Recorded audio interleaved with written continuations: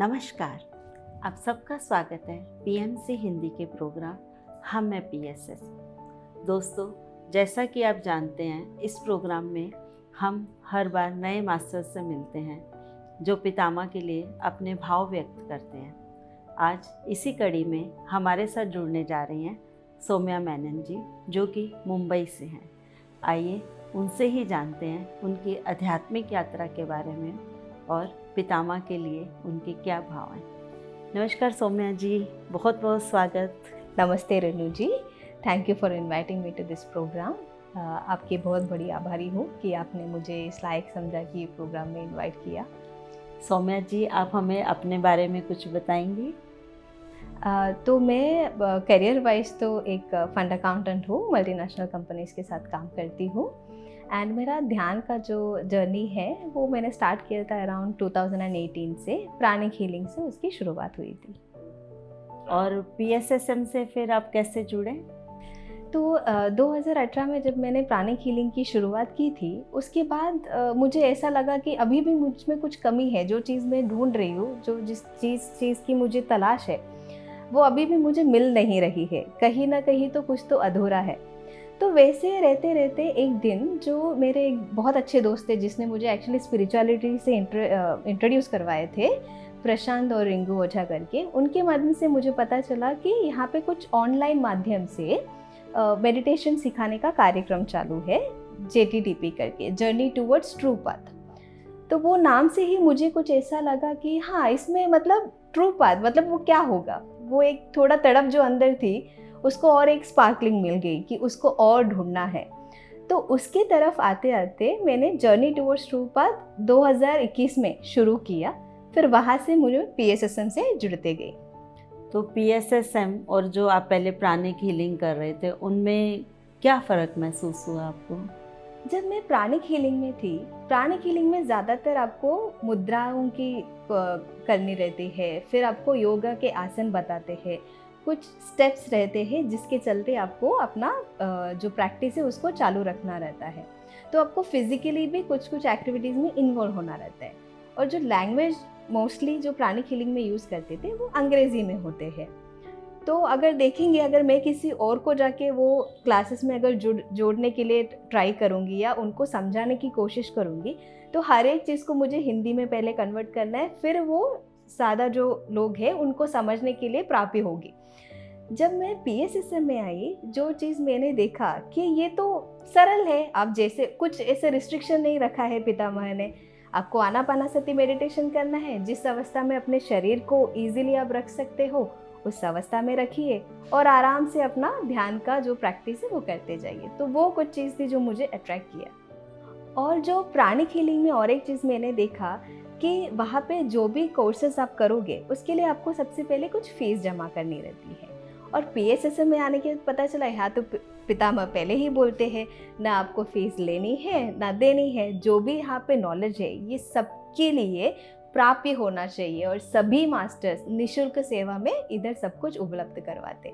तो वो एक चीज़ मुझे बहुत अच्छी लगी कि अगर, क्योंकि कभी कभी होता है कि लोगों के पास, जब हम लोग प्राणिक हीलिंग का प्रचार के लिए जाते थे और बोलते थे कि आपको ये कोर्स करना है पर इसका फ़ी आपको इतना पे करना है, तो लोगों को वो मन से थोड़ा झिझक होता है ना, अच्छा आप बोलते हो कि आप स्पिरिचुअलिटी या ध्यान सिखाते हो, फिर आपको उसमें पैसा क्यों इन्वॉल्व करवाना है, ऐसे एक सोच आती है किसी से। और कोई कोई जन है जो सामने से ही बोल देते। बट वो मेरा जो एक हिचकिचाहट थी ध्यान प्रचार के लिए करने का, वो PSSM में आने के बाद कंप्लीट तरीके से रिमूव हो गई थी। क्योंकि यहाँ का हम लोग का बेस ही वो था कि निःशुल्क ही सीखना है और सिखाना है। और आपको एक्सपीरियंसेस कैसे हुए जब आपने पीएसएसएम का ध्यान किया? आप ध्यानी तो पहले से ही थी, पर पीएसएसएम में आने के बाद कुछ अलग एक्सपीरियंसेस आए आपको? यस। तो पहले जब प्राणिक हीलिंग में जब ध्यान करने के लिए बैठते थे, तो वो अपने में एक अलग दुनिया है। मतलब हर एक मास्टर की अपनी एक यूनिकनेस होती है। बट PSSM में आने के बाद मुझे ये समझ आई कि हमें ध्यान खुद के लिए नहीं, मेरे वेलनेस के लिए ही नहीं, बाकी के लिए भी करना है। बाकी माने क्या? कि हमें सिर्फ शरीर नहीं, शरीर के अलावा हम धरती से भी ऊपर उठ के हम एज अ एनर्जी बीइंग हमें काम करना है। इस चीज़ का क्लैरिटी जो थी ये मुझे PSSM में आने के बाद मिली कि पूरा यूनिवर्स एक है, हम सिर्फ अपने लिए नहीं पूरे यूनिवर्स के लिए हमें कुछ ना कुछ करना है। हम वो सागर की एक बूंद है जो नीचे गिर गई है, इसका मतलब हमारी आइडेंटिटी अलग हो गई ऐसा नहीं है, हम अभी भी उसी सागर से जुड़े हैं।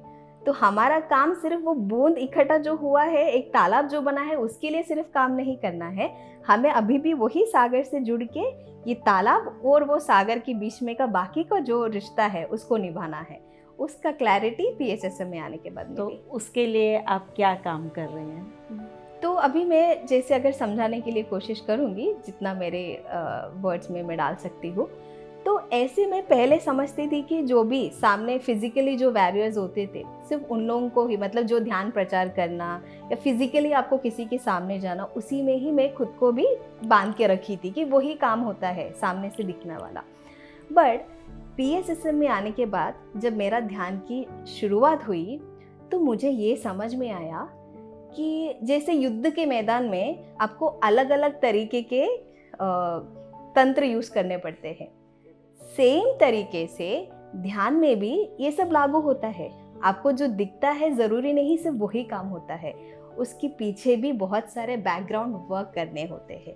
तो ये बैकग्राउंड वर्क क्या है इसका मुझे कोई आइडिया नहीं था।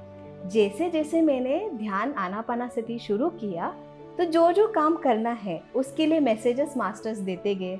और फिर ये महसूस हुआ, जब पहले मुझे ऐसा लगता था कि ध्यान में तो मैं सिर्फ अकेली बैठी हूँ, घर पे हो कहीं पे भी हो, जब बैठेंगे तो अकेले ही बैठते। बाद में ये एहसास और ये प्रत्यक्ष रूप में समझ में आने लगा कि जब मैं बैठती हूँ तभी सिर्फ मैं नहीं, मेरे साथ बहुत सारे मास्टर्स भी जुड़े हैं। मेरे माध्यम से ये जो शरीर में मैं हूँ ये तो सिर्फ एक माध्यम है उनको काम करवाने के लिए, तो मैं नहीं, वो मास्टर्स का काम उन लोग करवा रहे हैं। तो मेरा जो ईगो का आइडेंटिफिकेशन था वो पूर्ण रूप से निकाल दिया। तो सौम्या जी, आपको कभी डर नहीं लगा जब आपको ऐसा महसूस हुआ कि मेरे साथ और मास्टर्स हैं या जिनको कभी आप फील कर पाए? नहीं, तो कभी डर नहीं लगा नहीं। आपको? उसके लिए भी मैं एक वंडरफुल स्टोरी बताती हूँ। अगर समझो अभी हम धरती में हैं, इसीलिए आपको मुझे देख के लगता है कि चलो ये ह्यूमन बीइंग है, इंसान है, ऐसे दिखना है। तो सबसे पहले मास्टर्स ने जो मेरे में काम करना चालू किया वो ये था कि उन्होंने मेरा जो इमोशनल माइंडसेट थे कि ऐसे दिखना है या ऐसे दिखने वालों को ही हमें समझना है खुद, नहीं। क्या मैं वो जो दिखने वाला इंसान हूँ? नहीं, हम सब एक एनर्जी के ढांचे में बना हुआ एक एक पार्टिकल्स है। तो उससे उन्होंने ये साबित करके दे दिया मुझे कि आपको कुछ भी जो दिख रहे हैं ये अलग अलग तरीके के मास्टर्स है, आपको सिर्फ उनका एनर्जीज को पकड़ना है। और मैं डरूंगी भी क्यों? मैं डरूं क्योंकि हमेशा तो मेरे साथ पितामह रहते हैं, महातर बाबा जी दिखते हैं, सब लोग तो मेरे आसपास ही खड़े हैं जिनके लिए मैं काम कर रही हूँ। तो मैं उसको कभी भी वो डरने का भावना मेरे अंदर आया नहीं। और बाकी जो मास्टर्स आते हैं उनमें भी तो मैं ही हूँ, मुझ में भी वही है, तो अलग समझने का कभी क्वेश्चन ही नहीं आया। तो कितना सुंदर कॉन्सेप्ट है। जब आपको इतना कुछ मास्टर से ज्ञान मिल रहा था तो आप ध्यान प्रचार में उसको कैसे यूज़ कर रही थी? तो मुझे जब पता चलता है कोई स्पेसिफिक जगह के लिए कुछ काम करना है तो पहले ही उन लोग वो जगह दिखा देंगे और उसका बैकग्राउंड वर्क जो आपको करना है एनर्जी वाइज, जहाँ पे उस जगह का आपको उद्धार करना है या जिस एनर्जी वहाँ पे कम पड़ी है या ज़्यादा है उसको बैलेंस करना है, ये दोनों चीज़ों को वो पहले ही मैसेजेस के रूप में डाल देते हैं जब मेडिटेशन के लिए बैठते हैं। ज़रूरी नहीं कि मैं उधर फिज़िकली जाके उनसे मिलूँ, ज़रूरी नहीं कि मैं उस जगह पे फिज़िकली प्रेजेंट भी हूँ, पर मुझे पता हो उन लोग मुझे बताते हैं कि आपको ये काम इस जगह के लिए करना है। जब मेडिटेशन में बैठेंगे जो मास्टर्स उस जगह का उद्धार करने के लिए डिसाइड किया रहेगा, जिनका एस्ट्रल कॉन्ट्रैक्ट रहेगा कि वहाँ का काम करना है, उनको उस जगह के उद्धार करने हैं, उनको भी एस्ट्रल बॉडी जो है वो मेरे साथ जुड़ जाते हैं। फिर मैं उधर नहीं हूँ, मैं सिर्फ एक माध्यम हूँ, जो काम होना है, जो प्रोसेस करवाना है वो हो जाता है। हो जाने के बाद मैसेज हो जाएगा, ओके दिस इज़ डन, अभी आप फ्री हो, आप दूसरा काम के लिए जा सकते हो। तो माध्यम बनाने के लिए वो आपसे हामी मांगते हैं या आपकी एक्सेप्टेंस मांगते हैं? उसमें एक छोटी सी ट्रिक है। हाँ।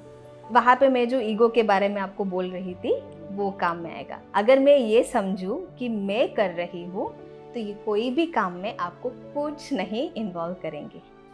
जिस जगह पे आप ये भूल गए आप ये पंचभूतों से बना शरीर है, उस चीज़ को आपने लेट गो कर दिया। आप जिस समय ये समझ लिया कि मैं मेरा फिजिकल रियलिटी को छोड़ देना है, मैं नहीं हूँ। एक सुंदर वाक्य उन्होंने बताया था कि अहम उन्मूला नाशनम अहम मूल ज्योति प्रकाशनम। बहुत सिंपल है। क्या है उसका मतलब? अहम माने मैं। जब तक आप ये भौतिक शरीर पंचभूतों से बना अहम में रहोगे, जब तक इसका उन्मूल नाशन कंप्लीट लेट गो करके आप इससे बाहर नहीं निकले, तब तक आप उस अहम से नहीं मिलोगे जो एक्चुअल आपका बेस है। वाह, कितना सुंदर है कि एक जो ईगो लिए हर इंसान घूमता है, उसको ख़त्म करने के लिए कि जब आपको यूनिवर्स से जुड़ना है तो उस अहम को सबसे पहले ख़त्म करना पड़ेगा, तभी आपसे आपकी खुद की यात्रा हो पाएगी। तो जब आप वो अहम से मिलोगे जो ऊपर है, जो आपका उनका ही कण आप हो, तो आपका वो अहम छूट गया जो एक्चुअल अहम है, जो यूनिवर्सल ट्रूथ है, जो सबसे बड़ी सच्चाई है। जब आप उनसे मिले तो आपके अंदर का जो मूल ज्योति है, जो एसेंस है वननेस का, वो अपने आप प्रकाशित होना चालू करोगे। बस इसी चीज़ को याद रखना है, जो काम आपसे होना है वो मास्टर्स खुद ब खुद आपको आते जाएंगे, देते जाएंगे। कितना सुंदर ध्यान बताया आपने, कितना सुंदर अनुभव है ये। सौम्या जी, गुरु आपके लिए कौन है? तो गुरु माने, अभी आप समझो आप फिजिकल बॉडी में हो, हमें सांस तो लेनी है जिंदा रहने के लिए, तो सांस के बिना जिंदा रहना मुश्किल है ना, नहीं जिंदा रह पाओगे। खाने पिए बिना आप रह सकते हो, पानी पिए बिना रह सकते हो, उपवास कर सकते हो, सस्टेन कर लोगे 5 दिन तक। सांस के बिना कितना टाइम आप सस्टेन करोगे? तो वैसे ही कुछ है गुरु भी।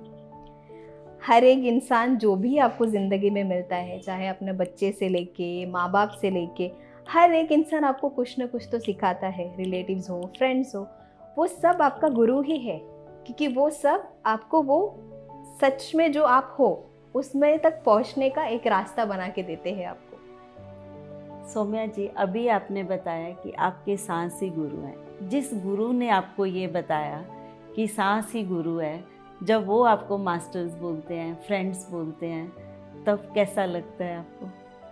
ये तो मेरे लिए एक अद्भुत की बात थी। जैसे नॉर्मली हर जगह पे हम जाते हैं या कोई भी संस्था से जुड़ते हैं, हमें ये बोलते हैं कि गुरु शिष्य का बंधन हमेशा रहता है, गुरु के जैसे गुरु को मानो।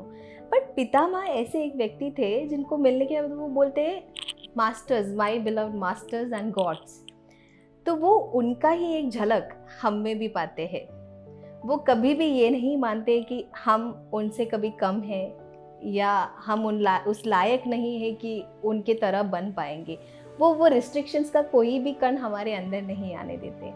हमेशा ये छूट देते, ये फ्रीडम देते हैं कि एस्पायर करो, कि उस जगह पे पहुंचो जहाँ पे आप मुझे देखते हो और मेरे जैसे ही बनो, मुझ में ही विलीन हो। ये मैंने उनसे सीखा था। जब पितामह बोलते हैं कि मास्टर बनो, तब उनके इस कथन से आपको क्या समझ आता है? इसमें भी मैं एक स्टोरी, मतलब जब मेरा सबसे पहला मैं पितामह से जब परिचय होना शुरू हुआ JTDP के ऑनलाइन माध्यम से, तो जब वो ऑनलाइन आते थे तो बहुत सारी भीड़ होती है, लोगों को सबको मिलने की बहुत इच्छा होती है, उत्सुकता होती है कि हाँ उनसे बात करनी है, पितामह आए हैं, गुरु आए हैं हमारे। तो जब फर्स्ट टाइम जब मैंने एज ए पार्टिसिपेंट ज्वाइन किया था तो मुझे वो मौका नहीं मिला। तो उस दिन मेरे मन में ऐसे आया कि गुरु है, फिजिकली मिलना ही ज़रूरी नहीं ना। तो उसके बाद मैं ध्यान में बैठ गई जिस दिन वो आए थे प्रत्यक्ष रूप में। तो मैंने ऐसे मेरे मन से एक भावना रखी कि आप तो मुझे इतना अच्छा कुछ सीख दे रहे हो, इतना कुछ सिखा रहे हो आध्यात्मिक मार्ग में आगे जाने के लिए, पर मुझे आपसे मिलना है और आपसे बात करनी है। कुछ सवाल हो सकते हैं ना, हम सब छोटे बच्चे जैसे हैं उनके लिए, नन्हे मुन्ने। तो बताइए कि मुझे वो सवाल करना है तो मैं कैसे आपसे मिलूं? तभी आप यकीन नहीं करोगे, ठीक है मेरा मेडिटेशन हो गया, मैं नींद में हूँ। नींद में वो एस्ट्रली आए, उनके साथ गुरु माँ स्वर्णमाला पत्री जी दोनों आए और मुझे बोला आप जो फिजिकल बॉडी है अभी तक उसी में फंसे हो, आगे का कुछ काम नहीं करना है? नहीं ना, उठो जगो, उस फिजिकल बॉडी को छोड़ दो। ज़रूरी नहीं है कि हम आगे सामने बैठ के ही बात करें, आप मुझसे ऐसे भी मिल सकते हो। काम करने के लिए मैं आपको ऐसे भी बता सकता हूँ, आपका जो सवाल जवाब है वो हम ऐसे भी कर सकते हैं। ज़रूरी नहीं है कि मुझे आप फिजिकल बॉडी में ही ढूंढते रहो। वाह, कितना सुंदर मैसेज दिया है व्यूअर्स को, जो हमेशा सोचते रहते हैं कि हमने पितामह से मिले नहीं, पितामह से बात नहीं की, तो हम कुछ अधूरा लग रहा है। तो आज आपने उन सब के क्वेश्चन का आंसर दे दिया है कि जब भी आप पितामह को दिल से याद करोगे, मन से याद करोगे, वो बिल्कुल आपके पास आएंगे और आपके सारे प्रश्नों के उत्तर दे के जाएंगे। सौम्या जी, उसका प्रत्यक्ष उदाहरण आपके सामने है। और हमेशा से ही मेरे को कभी ऐसा लगा नहीं कि मैं उनसे कभी फिजिकली, वो एक इच्छा होती है कि एक बार तो उनसे मिलना था, बट कभी भी वो कमी नहीं महसूस हुई, वो ना उन्होंने कभी करने दिया। तो पितामह से फिजिकली कभी मिले फिर आप? यस, वो मुझे सौभाग्य मिला जब महिला ध्यान महाचक्रम 2021 का चल रहा था, तो फिजिकली वहाँ पे गए। उसमें भी उनसे मिलने के बाद भी वो कभी भी मुंह से बात करना, तो पता नहीं, मुझे इतना समझ में नहीं आता है, बट उनको जो बोलना है वो आंखों में आपको माइंड से ट्रांसफ़र करके दे देंगे। तो आप समझ जाना उनको जो बोलना है। आप ध्यान की स्थिति में बैठोगे, आप खुद भी, आपके जो रिसीवर है वो कनेक्ट हो जाएगा और आपको समझ में आ जाएगा वो क्या आपको मैसेज देना चाहते हैं। पर उसके लिए समझना पड़ेगा, बैठना पड़ेगा कि वो क्या आपको देना चाहते हैं। नहीं, उसके नहीं कुछ नहीं बैठना है, सिर्फ आपको अपना स्थिति मेंटेन करना है। ध्यान सिर्फ हम एक जगह पे बैठने के लिए ध्यान नहीं बोलते हैं। हम जो भी काम करें अपने सांसों से जुड़ के, सोर्स से जुड़ के, पितामह के हृदय स्थान से जुड़ के जब हम करते हैं तो हम हमेशा वही स्थिति में रहेंगे। सिर्फ अपना परसेप्शंस को चेंज करना है। वाह, आप हमारे व्यूअर्स को कितने सुंदर सुंदर मैसेज दे रहे हो आज। कितने व्यूअर्स के सब प्रश्नों के उत्तर मिल गए होंगे, है ना दर्शकों? बिल्कुल ऐसा लग रहा है कि आज आप सब उनके क्वेश्चंस के आंसर देने के लिए आए हो, जो उनके मन में हमेशा एक जर्नल आते रहते हैं। मैं नहीं मास्टर्स। पितामह के लिए अपने क्या भाव प्रकट करेंगे आप? उनके लिए क्या बोलूं, जिन्होंने यही मेरा परसेप्शन को चेंज करके रख दिया कि हम शरीर ही नहीं, हम उससे भी बढ़कर बहुत कुछ है।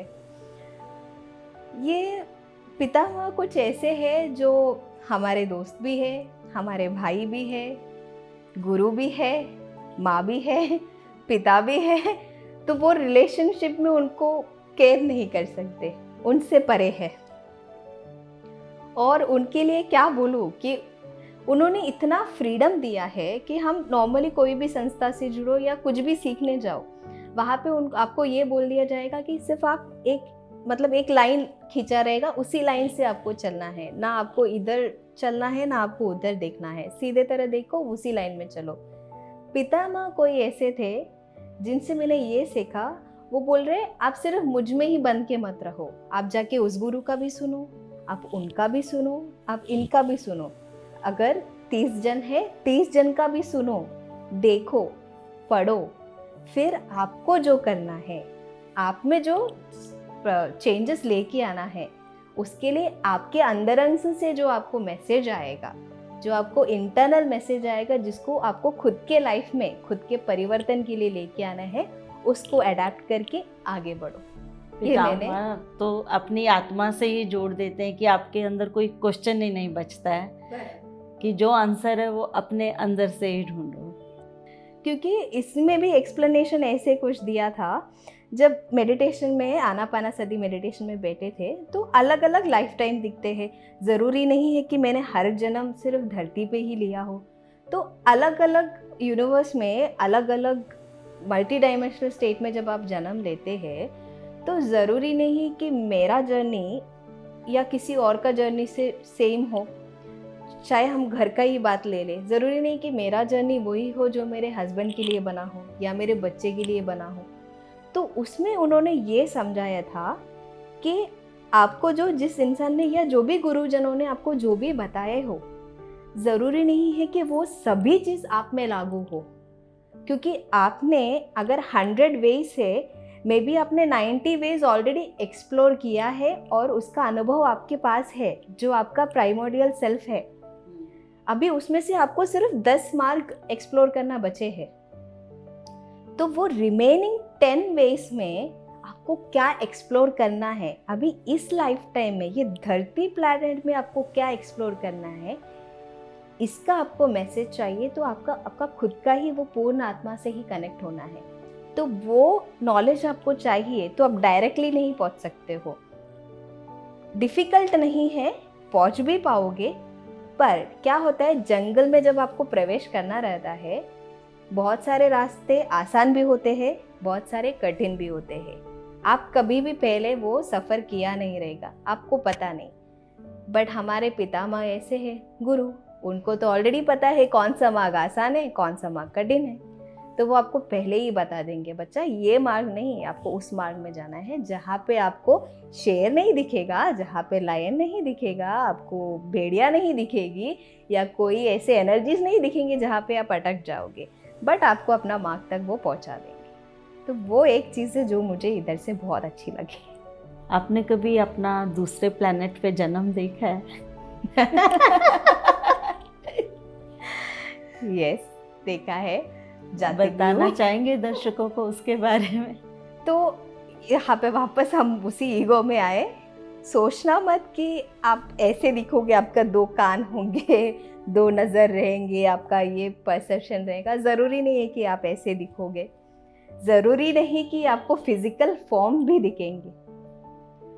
हो सकता है सिर्फ आपको एनर्जीज के गोले दिख रहे हर जगह पे, कुछ राउंड तरीके से, कुछ स्पाइक्ड फॉर्म में, या फिर ऐसे दिखोगे कि हाफ आप लायन के जैसे दिखते हो, हाफ टाइगर के जैसे दिखते हो, या फिर इन दोनों में से बिल्कुल अलग, भयानक भी हो सकते हैं। कुछ आपको अपीस करने वाले फॉर्म भी हो सकते हैं। बट यही समझना है कि वो सब आप ही हो, इस अर्थली प्लेन की धारणाओं में उलझना नहीं है। थैंक यू सौम्या जी, हमारे दर्शकों को इतने सुंदर सुंदर अपने भाव बताने के लिए, और उनको इतने सुंदर सुंदर उनके क्वेश्चंस जो उनके अंदर थे उसके आंसर्स देने के लिए। इसके साथ ही दर्शकों, मैं आप सबसे आज्ञा लेती हूँ। फिर मिलेंगे एक नए एपिसोड में एक नए मास्टर के साथ। तब तक बने रहिए PMC हिंदी के साथ। नमस्कार।